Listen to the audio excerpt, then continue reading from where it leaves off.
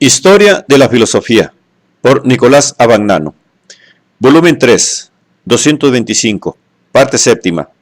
La filosofía entre los siglos XIX y XX. Capítulo 8, el pragmatismo. 756, Bailati. Al pragmatismo de Peirce parece que se puede conectar la tendencia seguida en Italia por Giovanni Bailati, 1863-1909. Bailati fue un lógico y un metodólogo de la ciencia que explicaba en escritos sucintos y muy claros el trabajo de crítica y de esclarecimiento que la matemática contemporánea iba desarrollando respecto a sus principios y a sus procedimientos. En las tesis del pragmatismo, Bailati ve sustancialmente expresados los procedimientos de la propia matemática, tal como los explicaban los lógicos de la matemática, en lo cual tal vez pueda reconocerse la originalidad de su posición.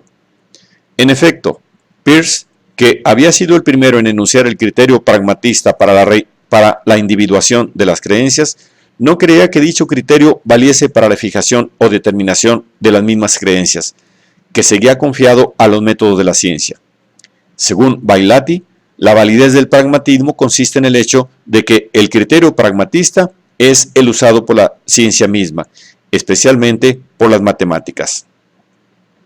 Por otra parte, este criterio no tiene nada que ver con las consecuencias prácticas o con la acción, sino que solo prescribe asumir como significado de una noción en el ámbito de una ciencia el uso que la ciencia misma hace de esta noción. Desde este punto de vista, los postulados de la matemática, por ejemplo, han dejado de ser proposiciones privilegiadas para convertirse en proposiciones como todas las demás, oportunamente elegidas, con miras a los objetivos a que el conjunto del tratado debe servir.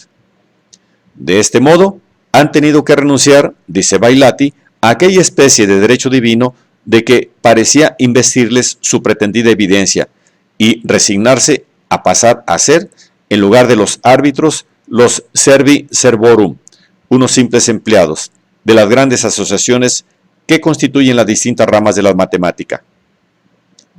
El pragmatismo y la lógica matemática concuerdan también en la exigencia de eliminar todo adorno en los términos y reducir toda asesión a los términos más simples, que se refieren a hechos o a conexión entre hechos. Como concuerdan en reconocer carácter meramente instrumental a las teorías científicas y en otras exigencias y doctrinas o puntos de doctrina, más específicamente lógicos.